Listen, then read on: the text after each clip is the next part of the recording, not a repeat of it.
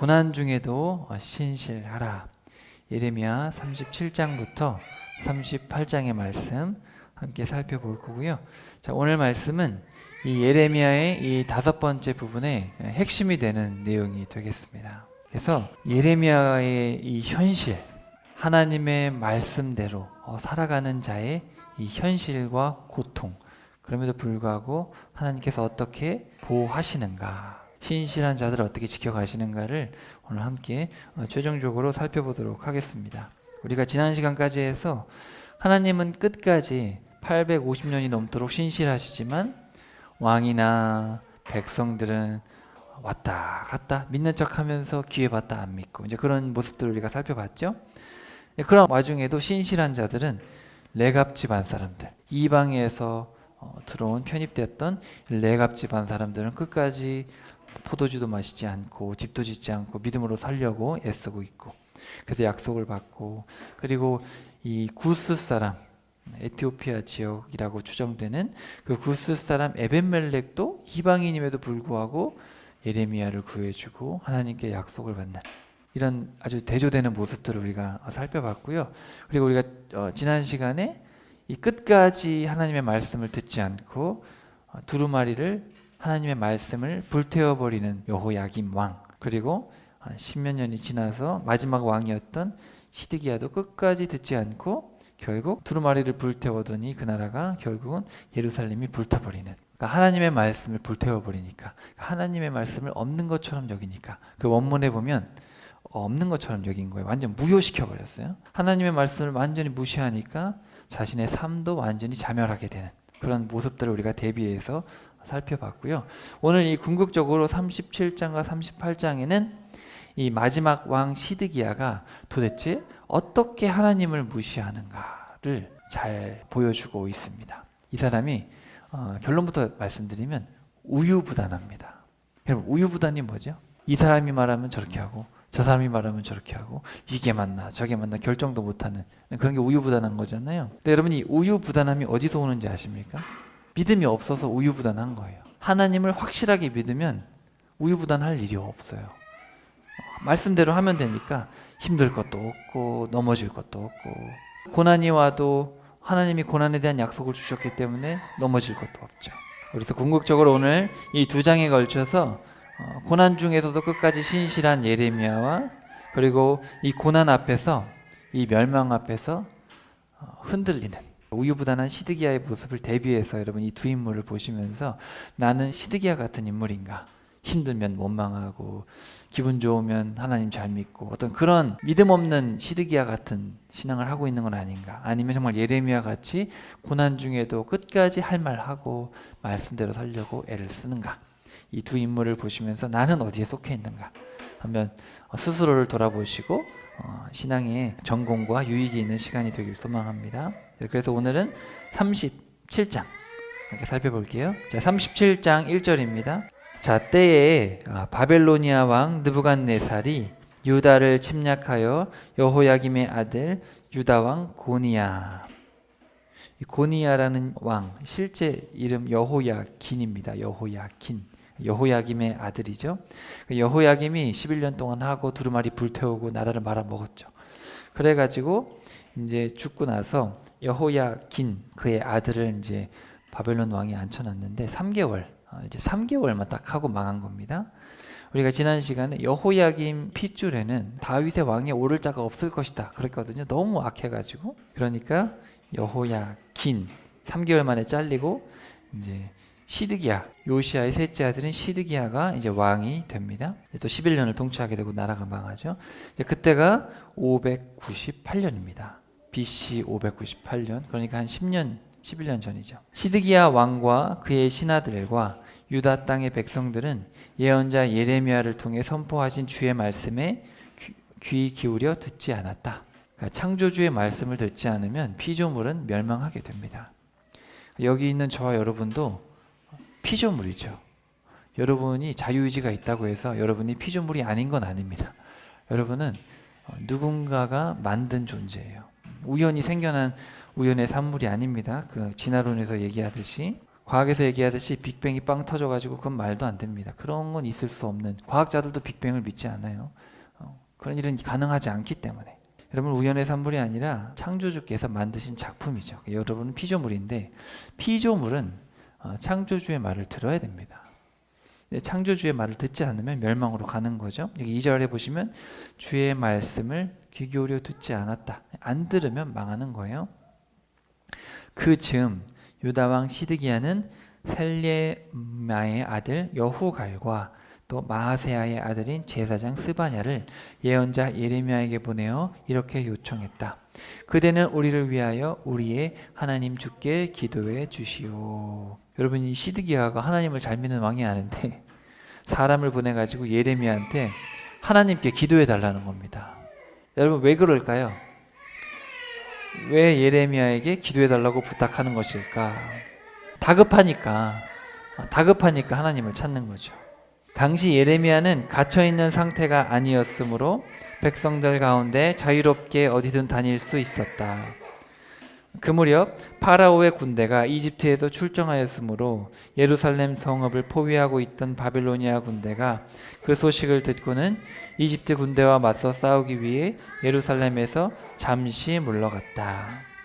여기 보시면, 자, 파라오의 군대가 이집트에서 출정했다. 그래서 예루살렘 성읍을 포위하고 있던 바빌로니아 군대가 잠깐 이 자리를 비운 겁니다. 자, 그때 주의 말씀이 예언자 예레미야에게 내렸다. 이스라엘의 하나님인 나 주가 말한다. 너희를 보내어 내게 물어보도록 한 유다 왕에게 이렇게 전하라. 이르기를 너희를 돕겠다고 출정한 파라오의 군대는 다시 자기 땅 이집트로 되돌아갈 것이다. 그러면 바빌로니아 군대가 다시 돌아와 이 도성을 쳐서 정복한 후에 모조리 불사를 것이다 하여라. 나 주가 분명히 말한다. 너희는 너희 스스로를 속여 말하기를 바벨로니아 군대가 우리에게서 완전히 떠나갔다 하지 마라. 그들이 너희에게서 결코 떠나가지 않을 것이다. 설령 너희 군대가 너희를 공격하는 바빌로니아의 모든 군대를 쳐서 이기므로 그들 가운데 부상자들만 남는다고 하더라도 그들 부상병들이 각자 자기들의 천막에서 떨치고 일어나 이 예루살렘 도성을 쳐서 모조리 불살할 것이다. 지금 이집트가 위에서 올라와 줘서 바벨로니아 군대가 잠깐 내려갔는데 그게 너희들이 잘 되는 게 아니다. 그렇다고 너희들 바벨로니아가 멸망해서 너희들이 살아남을 것 같으냐? 그게 아니라 이집트는 반드시 전쟁에서 지고 바벨로니아 왕이 다시 반드시 쳐들어온다. 그러니까 너희 정신 똑바로 차려라. 결코 바벨로니아가 너희들에게서 떠나간 것이 아니다. 이렇게 이야기를 하죠. 예레미야를 통해서 계속해서 뭐라 그랬냐면 바벨로니아에 의해서 멸망한다. 이런 얘기를 계속 했잖아요. 근데 바빌로니아 군대가 잠깐 물러가니까 하나님 말씀이 틀렸네. 약간 이런 식으로 가는 거예요. 근데 예레미야를 통해서 그게 아니라는 거죠. 하나님의 말씀은 1.1획도 오차가 없다. 하나님의 말씀이 틀린 게 아니다. 잠깐 바빌로니아 군대가 잠깐 이집트를 부수기 위해서 내려간 것뿐이다. 이렇게 이야기를 하는 겁니다. 시드기야 왕한테 이야기를 하는 거죠. 계속해서 봅시다. 자, 11절.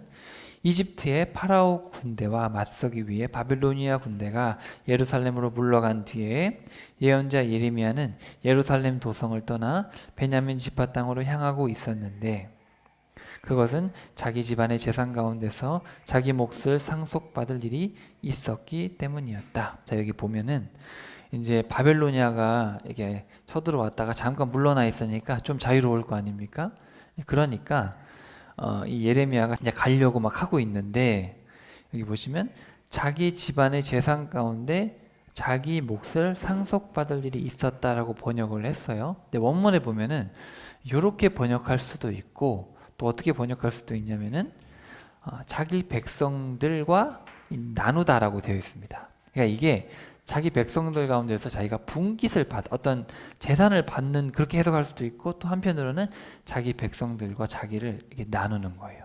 구분해서. 그러니까 잠깐 백성들을 떠나서 잠깐 자기가 원래 살던 베냐민 땅에 좀 있기 위해서 그러니까 자기를 좀 구별해서 시간을 갖고 싶어서 베냐민 땅으로 향하고 있었다. 이 두 가지 둘 다 해석이 가능을 합니다. 근데 제가 봤을 때는 아니 이 전쟁통에 그냥 상속받으려고 갔을 것 같진 않은 느낌이 들어요. 그래서 오히려 잠깐 이 소강 상태에 잠깐 좀 자신을 돌아보고 잠깐 혼자 있고 싶은 그런 마음이 아니었을까 한번 생각을 해봅니다. 자, 예레미야가 13절 베냐민 문에 이르렀을 때 예루살렘 성문을 지키는 문지기들의 우두머리가 그를 불러 세웠다. 자, 여러분, 베냐민 문이 어디냐면 베냐민 문이 이 예루살렘 성 북쪽에 있는 문입니다. 그리고 북쪽이 이 베냐민 지파의 땅과 맞물려 있었기 때문에 북쪽에 베냐민 문이라는 게 있었어요. 그래서 이제 그쪽으로 이제 베냐민 지파 땅으로 가려고 예레미야가 이제 가고 있었는데 거기 이제 문지기가 있었죠. 문지기의 이름이 누구냐면 바로 하나냐의 손자요 셀레마의 아들인 이리야라는 자였다. 근데 그가 예레미야에게 말했다. 당신은 지금 바벨로니아 사람들에게 항복하러 가는 것이 분명하오.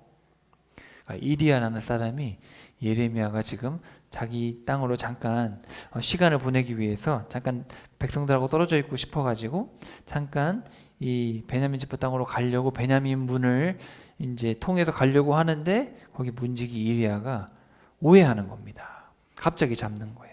그러자 예레미야가 항의했다. 아이, 무슨 말도 안 되는 소리를 하는 거요. 절대로 그렇지 않소. 나는 바벨로니아 진영에 항복하러 가는 게 아니요. 그러나 이리야는 예레미야의 말을 믿지 않고 도리어 그를 체포하여 고관들에게로 끌고 갔다.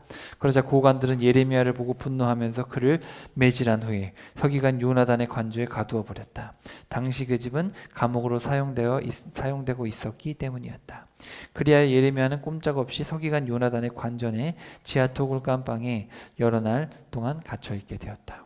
그러니까 예레미야는 의도치 않게 지금 오해를 받아가지고 매질을 맞고 지하 감옥에 지금 갇히게 된 상황입니다. 아무도 하나님 믿지 않는 그 악한 시대 속에서 하나님의 뜻을 좀 따라 살아보려고 부단히 애쓰고 있는데도 이런 나쁜 일들이 일어나는 거죠. 자, 여러 날 후에 유다 왕 시드기야가 사람을 보내어 예레미야를 이끌어내고 그를 왕궁으로 데려온 다음 그에게 은밀히 물어보았다. 혹 주께로부터 받은 말씀이 있소? 예레미야가 대답하였다. 예, 있습니다. 주께서 내게 이렇게 말씀하셨습니다. 이르시기를 유다 왕 시드기야는 바벨로니아 왕의 손에 넘겨질 것이다 하였습니다. 그리고 나서 예레미야가 왕에게 항의하였다. 제가 왕이나 왕의 신하들이나 이 땅의 백성들에게 무슨 죄를 지었기에 저를 감옥에 가두시는 것입니까? 자, 보십시오. 바벨로니아 왕이 절대로 이 땅에 쳐들어오지 않을 것이라고 예언했던 왕의 예언자들은 지금 모두 어디 있습니까? 예레미야가 그 거짓 선지자들 다 어디 있습니까? 왕에게 좋은 말이나 하고 바벨로니아는 쳐들어오지 않는다고 하고 저를 모함하고 그 했던 거짓 선지자들 다 어디 있습니까? 지금 바벨로니아가 쳐들어와 있는데 이 얘기를 하는 거죠. 그러므로 내 주 왕이시여 이제는 부디 제 호소를 들으소서. 이거 명령어로 돼 있어요. 강하게 얘기를 하는 거죠. 제 탄원을 받아주소서. 저를 다시금 서기관 요나단의 관주로 돌려보내지 마소서. 만일 이제 다시 돌아가면 저를 틀림없이 죽게 될 것입니다. 그러자 유다왕 시드기야는 명령을 내려 예언자 예레미야를 왕궁의 경비대들 안에 감금해 두도록 했다. 그리고 빵 굽는 자들의 거리에서 빵을 가져다가 날마다 빵 한 덩이씩 그에게 주게 했다. 이리하여 예레미야는 예루살렘 성읍 안에 빵이 다 떨어져 없을 때까지 매일 빵 한 덩이씩을 제공받으면서 왕궁의 경비대 뜰 안에 오랫동안 갇혀 지냈다. 이 시드기야 보면은 이 시드기야 왕이 지금 바벨로니아 왕이 쳐들어와 있으니까 얼마나 불안하겠습니까? 불안하니까 사람을 보내가지고 물어보는 거예요. 우리 어떻게 해야 되냐? 근데도 또 사람 말을 들으니까 대신들의 말을 들으니까 또 그렇게 하고 싶지 않은 거죠. 또 가둬놓고 또 물어보는 거예요. 혹시 하나님께서 뭐라고 하신 거 없냐? 그랬더니 내가 반드시 바벨로니아로 잡혀간다고 이제 그렇게 얘기를 하는 거예요. 근데 또 시드기야 생각에는 또 예레미야 말이 틀린 것 같진 않아요. 예레미야의 말이 하나님의 말씀인 것 같아요. 왜냐하면 예레미야가 보통 사람이 아니거든요. 그러니까 이 시드기야는 예레미야의 말을 완전히 어기는 것도 아니고 안 듣는 것도 아니면서 따르는 것도 아니고 또 신하들의 말을 들으면서도 신하들의 말대로 하는 것도 아니고 살려달라니까 또 예레미야를 살려줍니다. 근데 어떻게 하나 보세요. 자, 38장입니다. 맏단의 아들 스바냐, 바솔의 아들 그다랴, 텔레마의 아들 유갈, 그리고 말기야의 아들 바스훌은 예언자 예레미야가 예루살렘의 모든 백성들에게 하는 말을 듣게 되었다. 그때 예레미야는 백성들에게 이렇게 말했다. 여러분, 주님의 말씀을 귀 기울여 들으십시오. 주께서 말씀하시기를 누구든지 이 도성에 머물러 있는 사람은 칼과 기근과 전염병으로 죽게 될 것이다. 그러나 바빌로니아 군대에 항복하는 사람은 살 수 있을 것이되 마치 전리품을 얻듯 그렇게 자기 목숨을 얻어서 살 수 있을 것이다. 나 주가 분명히 말한다. 내가 이 예루살렘 도성을 반드시 바빌로니아 왕의 군대의 손에 넘겨줄 것이니 그들이 이 도성을 쳐서 점령할 것이다 하셨습니다. 그러니까 예레미야는 40년 동안 항상 똑같은 메시지를 전했어요. 여기 있으면 죽는다. 하나님이 죽는다 그랬고 바벨로니아에게 항복하면 산다. 그러니까 우리는 바벨로니아에게 항복하고 우리는 포로로 잡혀가는 것이 살 길이다. 이게 하나님의 말씀이다. 이렇게 똑같이 계속해서 이야기를 했는데 안 믿는 거예요. 유다 대신들이 이제 그걸 듣고 자, 예레미야의 이 같은 말을 듣고 왕에게 나아가 청원하였다. 왕이시여, 이 사람을 죽이십시오. 그는 마땅히 사형에 처해져야 합니다. 그가 하는 모든 말들은 이 도성에 남아있는 군사들의 사기를 빼앗는 것은 물론이고 백성들의 마음까지 낙담시키는 말들 뿐입니다. 정녕 이 사람은 예루살렘 백성의 평안을 구하지 않고 도리어 재앙을 재촉하고 있습니다. 여러분, 이 대신들의 말이 맞는 말입니까? 틀린 말입니까? 맞는 말이죠. 지극히 현실적인 말, 지극히 옳은 말이에요. 왕의 대답을 한번 봅시다. 5절 시드기야 왕이 대답했다. 보시다시피 지금 예레미야는 그대들의 손 안에 있어. 왕은 그대들의 뜻을 거스를 수 없으니 그를 죽이든 살리든 그대들이 마음대로 하시오. 아니, 좀 전에 예레미야가 살려달라고 할 때는 살려주지 않았습니까? 또 그죠? 또 예레미야의 말을 듣고 또 마음이 또 흔들려요. 예레미야의 말이 맞는 것 같거든요. 왜냐하면 여러분 생각해 보십시오. 모든 사람들이 다 평안을 외치고 좋은 말 하고 있을 때 예레미야가 단독으로 망한다고, 그게 사실은 인간적인 생각에서 나오는 말은 아니죠. 그러니까 이거는 신의 어떤 명령이 아니면 순종하기 쉽지 않거든요. 그런 말은.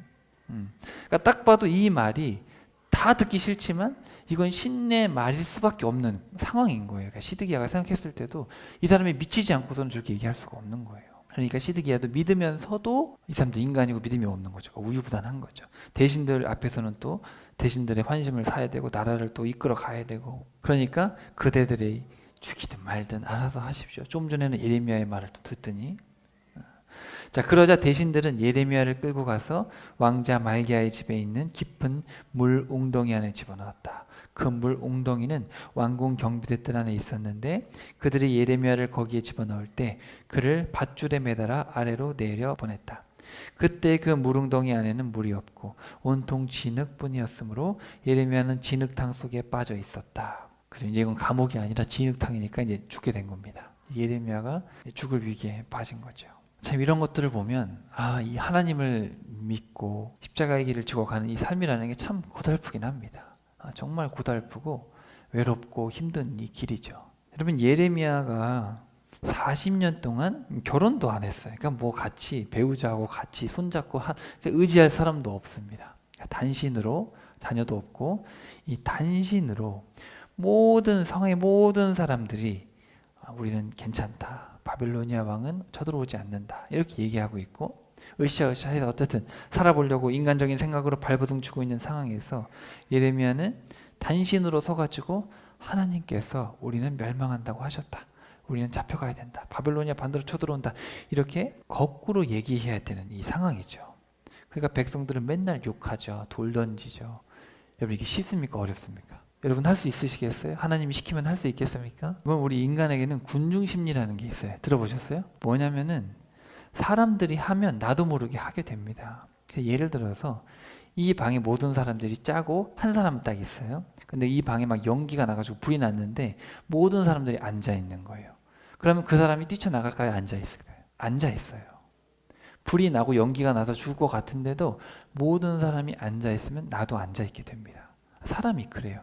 다 실험을 해보면 그래요. 불이 났으면 도망가는 게 정상인데 모든 사람들이 그렇게 얘기하지 않으면 나도 안 나가게 된다는 거예요. 사람이 그렇다는 거예요. 심리라는 게. 그러니까 모든 사람들이 검정색을 하얀색이라고 말하고 있으면 내가 틀렸나? 이런 사람은 진리를 고지고대로 보지 못하고 이 영향을 받는다는 거죠. 이거는 심리학 실험에서도 증명하고 있고 실제로 여러분도 경험하실 겁니다. 다른 사람들이 다 마스크를 쓰고 있으면 내가 마스크를 안 쓰면 이상하게 느껴져요. 그죠? 마스크를 쓰는 게 몸에 안 좋은 건 아는데도 다 쓰고 있으니까 나도 써야 돼요. 이게 군중심리거든요. 옳고 그름과 판단 없이 사람의 영향을 받는 거예요. 사람이라는 게 본능적으로 관계 속에 살다 보니까. 그러니까 사실 예레미야도 이런 분위기 속에서 이런 이야기를 한다는 건 이거는 인간이 할 수 있는 일은 아닙니다. 그러니까 인간이 믿음이 좋아서 이걸 할 수 있는 게 아니에요. 인간의 본능은 사람들하고 같이 가고 싶은 겁니다. 그렇지만 예레미야는 그거를 거슬러서 지금 죽음을 무릅쓰고라도 이 말을 할 수밖에 없는 거예요. 왜냐하면 성령이 임하셔서 성령께서 말하게 하시는 거죠. 그러니까 이거 예레미야가 참 대단하다 이게 아니에요, 여러분. 예레미야의 능력으로 못합니다. 하나님의 영을 받은 사람만 이렇게 할 수 있는 거예요. 그러니까 자기의 능력으로 이렇게 못 살아요. 절대 못 살아요. 그러니까 이런 메시지를 전달할 수 있는 거는 내가 전달하고 싶어서가 아니라 내 안에 하나님의, 그러니까 어떻게 보면 무당들이 말하는 신접한 거죠. 신이 임한 거예요. 성령께서 우리 안에 오셔서 이런 말씀을 자꾸 하게 하니까 예레미야가 뭐라 그럽니까? 울잖아요. 나 이런 거 하고 싶지 않은데 제가 가슴이 답답해서 미치겠습니다. 재앙을 선포하니까 죽겠습니다. 전하려고 입을 꽉 다물어 버리니까 가슴이 불타가지고 죽을 것 같습니다. 그러거든요.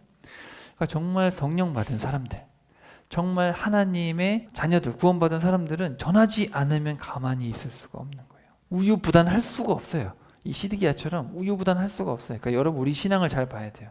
내가 이 사람이 이렇게 얘기하면 저렇게 하고 싶고 저렇게 해야 될 것 같고 저 사람이 얘기하면 저렇게 해야 될 것 같고 오늘 몸이 좀 안 좋으니까 교회 안 가고 그냥 힘든데 뭐 그러니까 이런 식으로 가면 이거 정말 참 신앙인가? 내 안에 성령이 계신 건지 그냥 우유부단하게 살고 있는 건지 여러분 잘 판단을 해보셔야 됩니다. 여러분 마찬가지입니다. 여러분 교회에서 어떤 메시지가 선포돼야겠습니까? 지금 우리 한국교회 망합니다. 이대로 이렇게 물질 만능주의로 가고 장로교회에서 제일 유명한 교회가 저기 강화문에 있는데 이번 새로 졌거든요. 얼마 전에. 얼마든지 아십니까? 600억에서 800억 가까이 들었어요.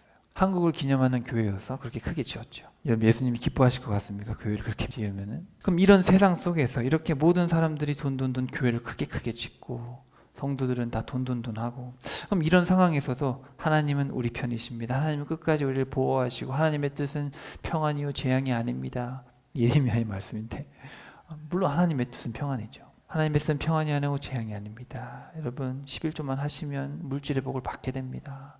이 땅에서 잘 살 수가 있습니다. 11조 하십시오.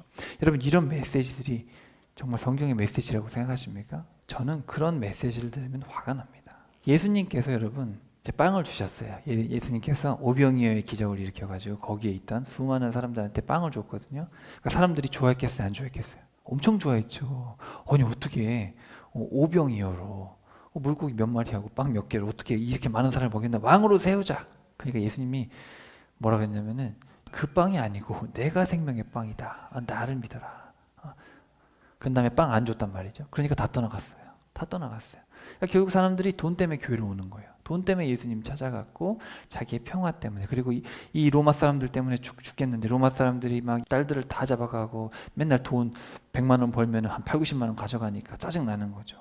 그러니까 하나님 저 로마 사람들 다 죽여주시고 다윗 같은 위대한 왕을 세워주십시오. 그렇게 생각했던 게 예수님이에요. 예수님 그런 다윗 같은 왕이 되어주셔서 저놈들 다 죽여버리고 우리에게 먹을 것도 풍족하게 해주세요. 힘과 권력과 명예를 쫓아서 예수님을 쫓았단 말이죠. 근데 예수님께서 그 빵이 아니다. 그 빵이 아니고 내가 기적을 보여주는데 기적이 아니다. 입 다물어. 기적이 중요한 게 아니야. 기적을 보여주려는 게 아니라 너희들이 나를 믿지 않기 때문에 지금 기적을 보여주는데 기적이 중요한 게 아니라 죄사함이 문제다. 죄사함. 그러니까 지붕 뚫고 내려온 사람한테 병을 고쳐준 게 아니라 뭐라 그랬어요? 네 죄가 사했다. 죄 얘기를 먼저 하셨단 말이죠. 그런 다음에 친구들의 믿음을 보시고 병을 고쳐주니까 일어나가지고 간 거 아닙니까? 그래서 예수님은 계속해서 병 고친 사람들한테 입 다물어라. 말하지 마라. 병 고침의 문제가 중요한 게 아니거든요. 우리는 죄인이고 우리는 지금 지옥으로 다 가고 있는데 예수님을 믿어야만이 우리가 이 죄된 삶, 물질을 쫓고 쾌락을 쫓고 명예를 쫓는 이 세상 사람들과 반대로 갈 수가 있단 말이죠. 천국으로 갈 수가 있는데 그걸 알아보지 못하니까 예수님께서 말씀하셨고 이제 나중에 예수님 지치셔가지고 뭐라 그러셨냐면은 십자가와 부활, 요나의 표적밖에는 보여줄 게 없다 그랬어요. 요나의 표적. 2번이나 말씀하시거든요. 한 성경에서 2번 얘기하는 게 흔치 않은데 요나의 표적밖에 보여줄 게 없다. 요나가 물고기 뱃속에서 며칠 있었어요. 3일 있었잖아요. 3일 주야를 있었단 말이에요. 그러니까 예수님도 그렇게 3일 낮과 밤을 있은 다음에 나오셔가지고 부활하셨잖아요. 그러니까 십자가와 부활, 죄사함과 영생. 그러니까 여러분 예수님을 믿고 죄를 용서받고 천국에서 영원히 사는 것. 이것 말고는 사실 중요한 게 없는 거예요. 예레미야도 얘기했고 말씀이 중요합니다. 예수님 안 돼가지고 예수님 오셔가지고 그렇게 3년 반이나 얘기했지만 알아듣지 못합니다. 그러니까 지금 2000년이 지난 지금도 교회는 똑같아요. 하나님 안 믿는 사람은 말할 것도 없죠. 무조건 돈이죠. 여러분 하나님 안 믿는 친구들과 얘기하면 주제가 뭔지 아십니까? 다 돈이에요, 돈. 제가 거의 한 10몇 년, 20년 만에 초등학교 친구들을 만났는데 권사 자녀, 장로 자녀거든요. 교회 안 다녀요. 안 다니고 하는 대화의 주제가 돈과 주식과 여자입니다. 우스갯소리가 아니에요. 세상 사람들의 가치관은 다 거기 있어요. 근데 예수님을 믿는다는 사람들의 삶에 물론 물질이 중요한 문제죠. 또 이성도 중요한 문제지만 그게 전부는 아니죠. 근데 우리가 교회에서조차도 어떤 물질에 관해서 설교하고 어떤 쾌락에 대해서 설교하고 여러분 그러니까 제가 말하는 건 기쁨이죠. 기쁨과 평안과 즐거움에 대해서 얘기를 한다면 예수님은 십자가를 지고 죄사함을 말씀하셨는데 그렇다면 교회에서 당연히 앞에 강단에서 서 있는 자는 재앙을 선포해야죠. 우리 교회가 이렇게 가면 망합니다. 이렇게 선포해야 되는데 성도들이 그럼 좋아합니까? 싫어합니까? 여러분 좋아요, 듣기 좋아요, 듣기 싫어요. 아니, 목사님은 허구한 날 죄 얘기만 하고 우리 잘못됐다 그러고 대형교회 비판하시고.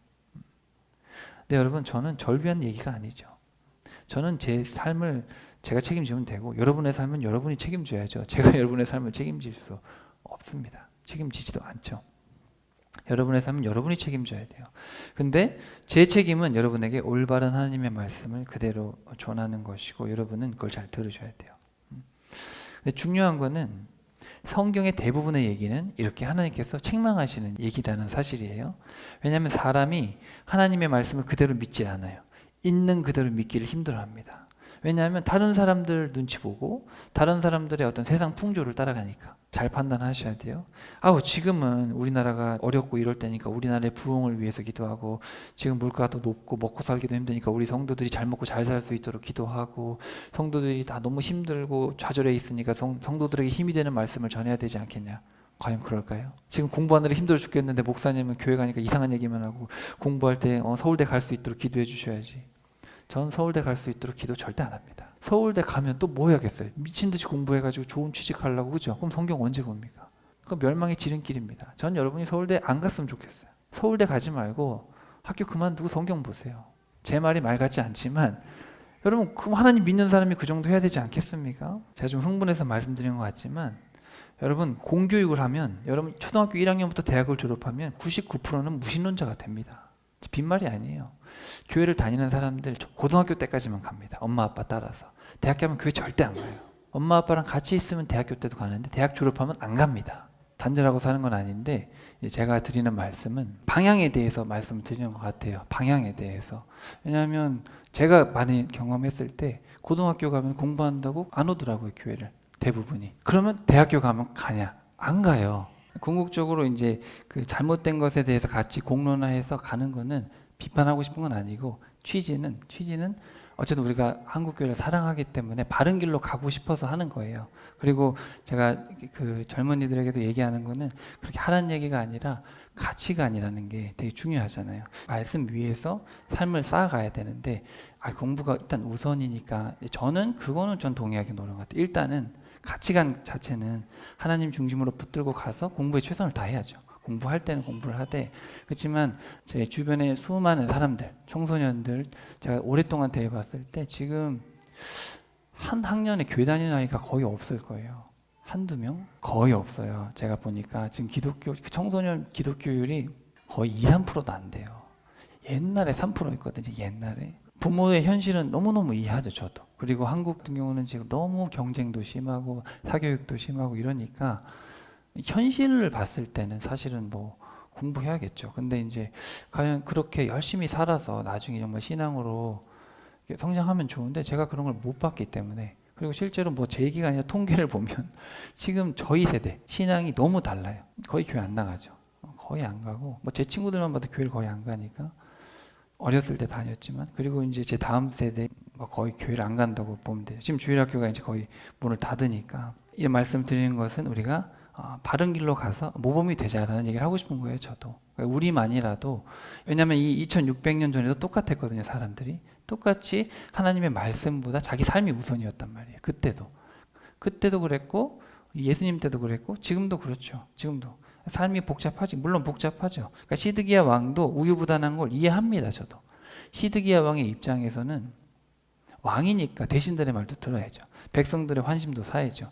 그리고 정세도 살펴야죠. 그런 상황에서 예레미야의 말만 듣는 건 쉽지가 않거든요. 이런 상황 속에서 우리가 잘 결단을 해야 되는 거죠. 이것은 참 우리의 몫이고 저 사람은 저간에 정죄하는 게 아니라 이런 악한 세상을 우리가 잘 분별하고 이런 세상 속에 휩쓸려가지 않기 위해서는 세상을 좀 알고 흐름을 알고 우리는 이제 바른 길로 가서 모범이 되고 또 저는 직시해야 되는 건 필요하다고 생각해요. 직시. 쉬쉬하는 건 아닌 것 같아요. 그리고 잘못된 건 잘못됐다고 얘기를 해줘야 돼요. 해줘야 돼요. 그러니까 한국 같은 경우는 잘못된 걸 잘못됐다고 하는 걸 어려워하죠. 눈치 문화이기 때문에 성경에 없는 것도 막 얘기하면은 목사님이 그런 얘기를 하시네? 뭐 어쩔 수 없이. 아니죠. 목사가 성경에 없는 얘기를 하면 잘못됐다고 얘기를 해야죠. 근데 한국은 그런 분위기가 안 된단 말이에요. 교회를 여러분 800억 주고 짓는 건 이유가 있겠지. 아니요.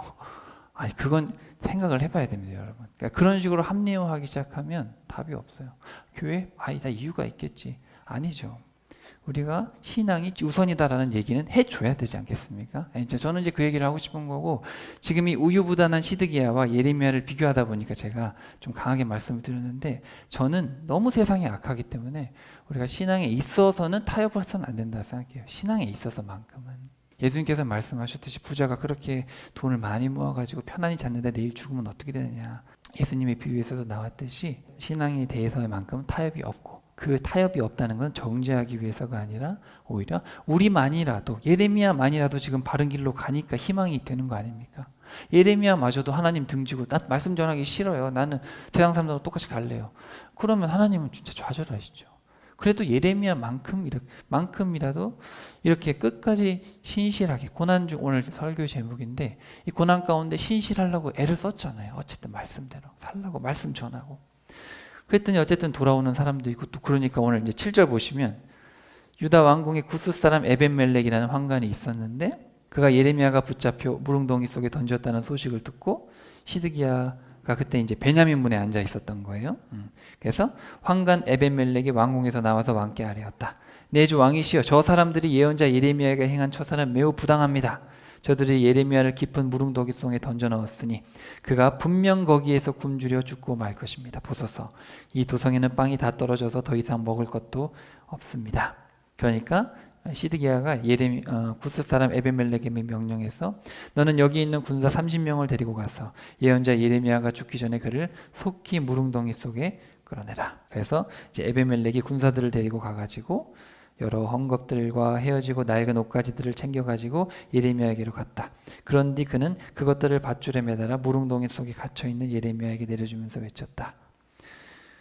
지금 내려보내는 여러 헝겊들과 낮은 옷 조각들을 그대의 겨드랑이에 먼저 댄 후에 그 위에 밧줄을 대어 매달리도록 하십시오. 예레미야가 그대로 따랐다.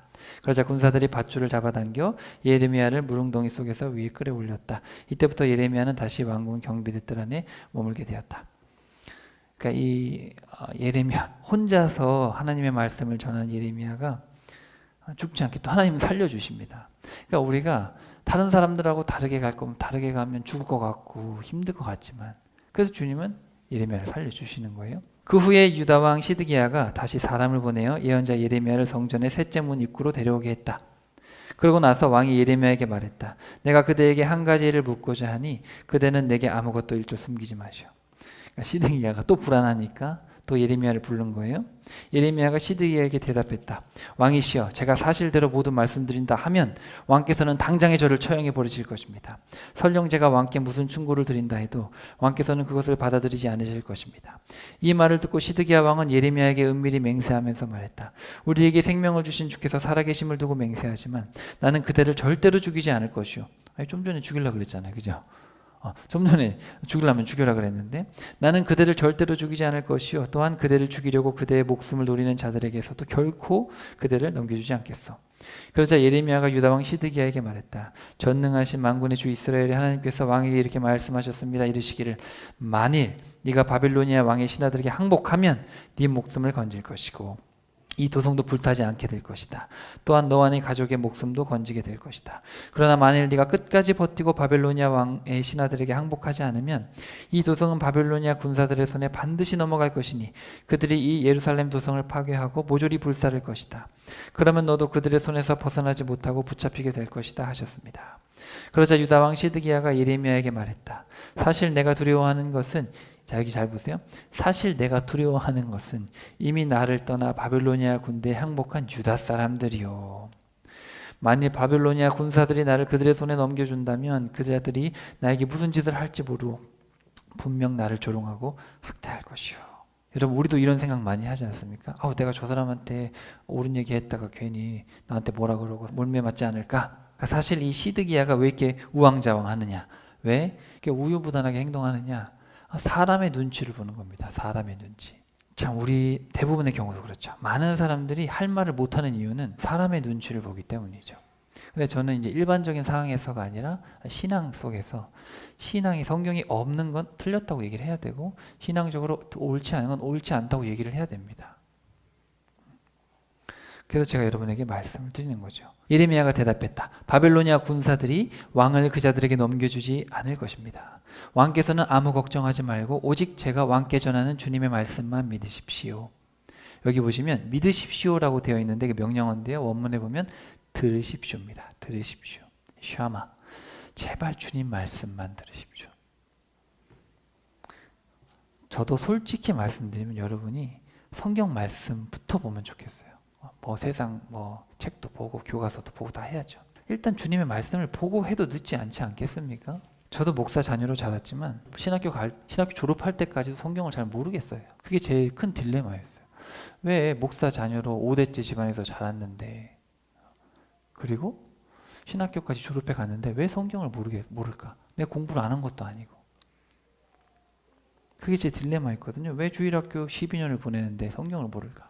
교육하지 않기 때문에. 그러니까 이거는 여러분의 개인적인 주관 차이가 있을 수 있지만 성경 66권을 아는 것과 겉핥기로 아는 건 천지차이입니다.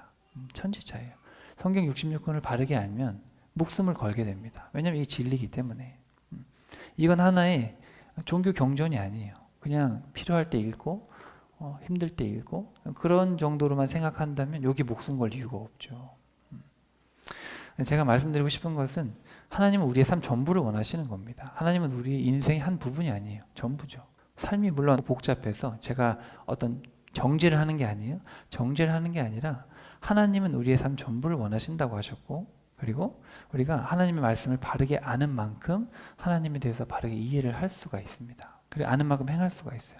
그래서 여기서도 지금 계속해서 보시면 주의 말씀만 믿으십시오. 말씀만 들으십시오. 그러니까 일단은 하나님의 말씀 앞에 우리가 겸허해 줘야죠. 그리하면 모든 일이 잘 풀릴 것이고 왕께서는 복을 받아 목숨을 건질 수 있을 것입니다. 그러나 만일 왕께서 계속 버티고 끝까지 항복하시지 않으면 주께서 제게 보여주신 무서운 일들이 그대로 이루어지고 말 것입니다. 그렇게 되면 유다 왕궁에 남아있는 여인들이 모두 사로잡혀 바벨로니아 왕의 고관들에게서 끌려가게 될 것이고 그때 여인들은 왕께 말하기를 슬프다. 왕이 믿었던 친구들이 왕을 속이고 마침내 왕을 죽음으로 몰아넣었구나. 보라, 왕은 진창에 빠져 저렇게 허우적거리는데 왕이 믿었던 친구들은 그 모습을 보고 모두 왕을 버린 채 뿔뿔이 도망쳐 버렸구나 할 것입니다. 그렇습니다.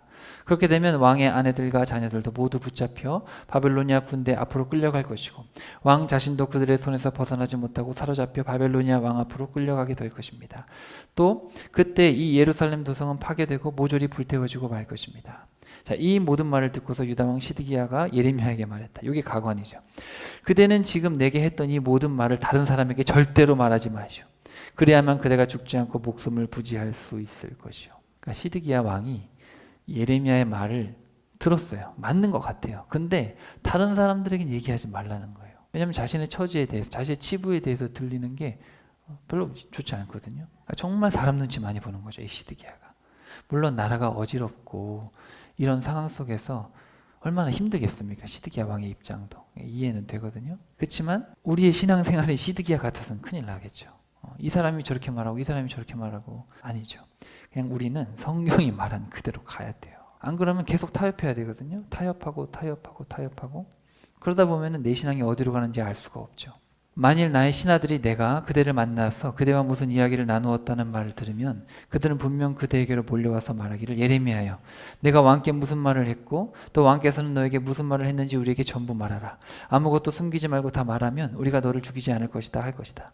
이럴 경우에 그대는 나의 신하들에게 대답하기를 왕이시여 제발 저를 요나단의 집으로 되돌려 보내지 마소서. 그렇게 된다면 저는 거기서 죽고 말 것입니다. 그러니 부디 저를 그리로 돌려보내지 마시오. 제 목숨을 살려주소서 하고 왕께 간청했다고 하시오. 그러니까 왕이 그냥 좋은 말로 그냥 대답해라 이렇게 이제 예레미야에게 명령을 한 거예요. 얼마 후 과연 유다의 모든 대신들이 예레미야에게로 우르르 몰려와서 그가 왕과 더불어 나눈 이야기에 대해서 캐물었다. 이때 예레미야는 시드기야 왕이 자신에게 일러준 대로 그들에게 대답하였다. 그렇게 해서 예레미야와 시드기야 왕 사이에 주고받은 이야기는 탄로나지 않았고 그들은 더 이상 예레미야에게 캐묻기를 그쳤다. 이리하여 예언자 예레미야는 예루살렘 도성이 바벨로니아 군대에 의해 함락되던 그날까지 왕궁 안에 경비대 뜰 안에서 머물렀다. 그러니까 예레미야가 할 말 다 하죠. 예레미야는 목숨을 걸고 할 말을 합니다. 그렇지만 죽진 않아요. 하나님이 이래저래 살려주시죠. 에벤멜렉을 통해서 살려주시고. 자, 여러분 저 사실 오늘 말씀이 제목이 고난 중에서도 신실하라. 그리고 우리가 이 우왕좌왕 우유부단한 이 시드기야의 모습, 인간의 눈치를 많이 보죠.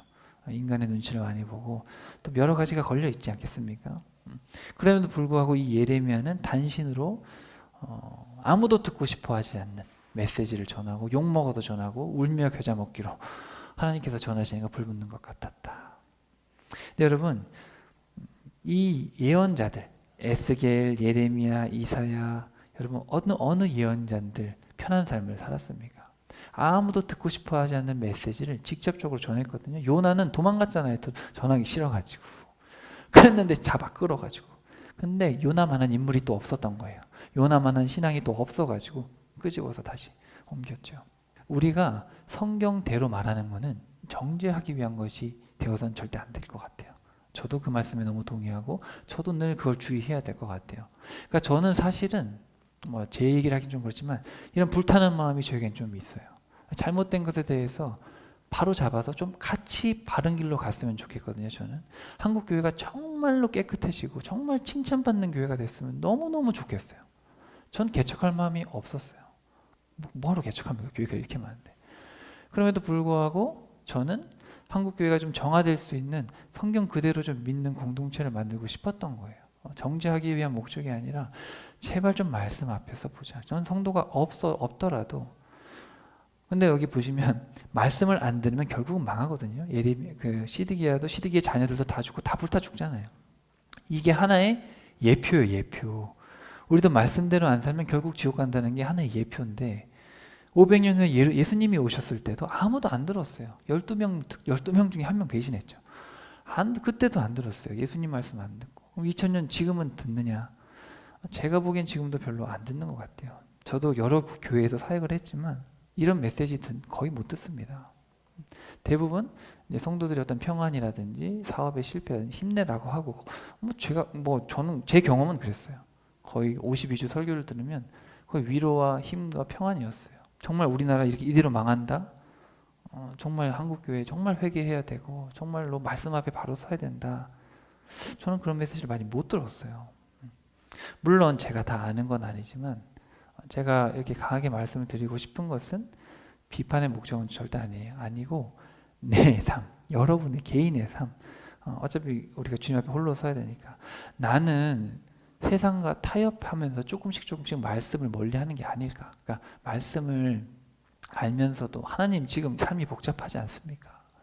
근데 이제 그런 식으로 가버리면 시드기야와 별반 다를 게 없단 말입니다. 조금은 극단적일 것 같긴 하고 조금은 세상 사람들이 뭐라 그럴 것 같고 조금은 주변 신앙인들 심지어 같은 동역자들 사이에서도 욕먹을 수 있을 것 같지만 우리는 정도를 가야 된다는 거예요. 정도. 물론 어렵죠. 저도 어려워요. 저도 어렵고 그렇지만 이 예레미야 보세요. 예레미야가 지금 정도를 가기 위해서 모든 욕을 다 먹지 않습니까? 쉽지 않죠. 쉽지 않아요. 예수님 쉬우셨겠습니까? 십자가의 길이라는 건 자기 부인의 길이라는 건 쉬운 게 아니죠. 그래서 사실 오늘 말씀에 보면 자 사람의 생각을 따라가서는 안 된다. 여러분 꼭 마음에 새기시길 바랍니다. 사람의 생각을 따라가면 좋을 수는 있어요. 이 땅에 살면. 근데 천국 가는 데는 걸림돌이 될 수가 있겠죠. 시드기야처럼. 자, 우유부단함은 불신앙의 증거입니다. 이 66권이 머리를 딱 집어넣고 어떻게 살아야 될지가 딱 바로 잡혀 있으면 흔들릴 게 없어요. 그냥 이 시기 이때는 이렇게 하면 되고 이때는 이렇게 하면 돼요. 말씀대로 하면 돼요. 근데 우리가 말씀이 딱 장착이 돼 있지 않으면 어떻게 될지 잘 몰라요. 흔들리기 십상이죠. 여러분, 제가 지금 구약을 다루고 있지만 구약은 역사잖아요. 여러분, 신약 27권을 보면 어떻게 살아야 될지 너무너무 적나라하게 써 있습니다. 신약을 설교하려면 구약을 이해를 하고 설교를 해야 돼요. 그래서 나중에 여러분이 우리가 잘 다루지 않는 요한 1, 2, 3서라든지 베드로 전후서라든지 야고보서에 보면 여러분이 어떻게 살아야 되고 어떤 결정을 어떻게 해야 될지 잘 써 있어요. 예수님의 말씀은 뭐 당연하고요. 그렇기 때문에 사실은 걱정할 게 없어요. 하나님은 애매모호한 분이 아니십니다. 최소한 저는 그렇게 생각을 해요. 제가 66권을 어느 정도 이해를 해서, 여러분, 제가 자랑하는 게 아니고 저는 66권을 알고 싶어서 발버둥 쳤습니다. 이건 아니다. 아무것도 모르고 신앙생활 하다가 내 영혼을 책임질 수 없겠다.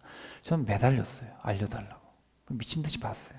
그러니까 어느 순간 주님께서 알려주시더라고요. 66권은 이런 내용이라고. 근데 결론적으로는 그 사랑에 압도되는 거예요. 그러니까 삶이 완전 바뀌어야 돼요. 압도돼서 이제는 사람 눈치 보지 않고 물질이 흔들리지 않고 정도를 말씀대로 가는 겁니다. 특별히 의인에게는 고난 중에 피할 길을 주신다. 뭐 이건 너무 많이 예레미야를 통해서 스바냐서에 나와 있죠. 숨겨주시는 하나님, 여호와는 숨기신다. 그렇죠? 또 그리고 너무 많은 구약의 이야기와 또 바울의 이야기, 신약에 나오는 많은 성도들의 또 사도들의 이야기를 통해서 하나님께서 그때그때 지키시고, 심지어 감옥문이 열리지 않습니까? 바울과 실라가 감옥에서 찬양할 때 바울 열리잖아요. 베드로도 감옥에 갇혔는데 열리고. 사람은 때가 있다는 거죠. 그러니까 우리가 정도를 갈 때 고난이 오더라도 죽지 않습니다. 정도를 가면 막 죽을 것 같고 막 사람들이 욕하고 힘들어도 죽지 않아요. 어떻게 되지 않습니다. 우리의 삶은. 주님은 반드시 우리를 지켜주시고 그때마다 채워주실 것을 저는 믿고, 저는 그게 성경적인 신앙이라고 생각을 합니다. 다만 현실은 복잡하니까 모든 사람에게 제가 정죄할 수는 없어요. 각자의 상황에 맞게. 그렇지만 성경의 정도를 같이 걸어가셔야죠. 여러분 오해하지 마시고, 저는 여러분 뭐 정죄하려는 목적이 아니라 저는 여러분 모두가 칭찬받는 사람이 되기를 간절히 원하고, 우리 공동체가 하나님께 칭찬받기를 원하고, 우리 가정이 하나님께 칭찬받기를 원하고, 우리 한국교회가 하나님께 칭찬받는, 세상의 모든 선교사님, 모든 교회가 마지막 날에 구원받기를 너무너무 간절히 소망을 합니다. 그렇지 않으면 우리가 신앙생활을 할 이유가 없잖아요. 근데 그러기 위해서는 정도를 가야 돼요. 정도. 말씀 그대로. 그러기 위해서는 말씀을 알아야 됩니다. 그래서 여러분, 오늘 고난 중에 신실하라라는 말씀으로 이렇게 같이 나눴고, 고난 중에도 신실하라. 여러분 꼭 이 신앙생활을 하는 가운데 흔들리지 마시고 하나님을 잘 믿으시고, 이 신실하라는 말이 성경에 처음 나온 게 팔이 떨어지지 않게, 모세의 팔이 떨어지지 않게 잡고 있었다라는 게 성경에 처음 나오는 단어입니다. 믿음, 신실함.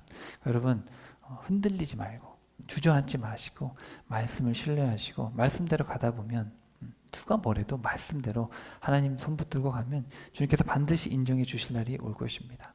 저는 그날을 소망합니다. 여러분에게도 동일한 은혜가 있기를 간절히 축복하고, 한 주간도 믿음으로 승리하실 수 있기를 간절히 축복합니다.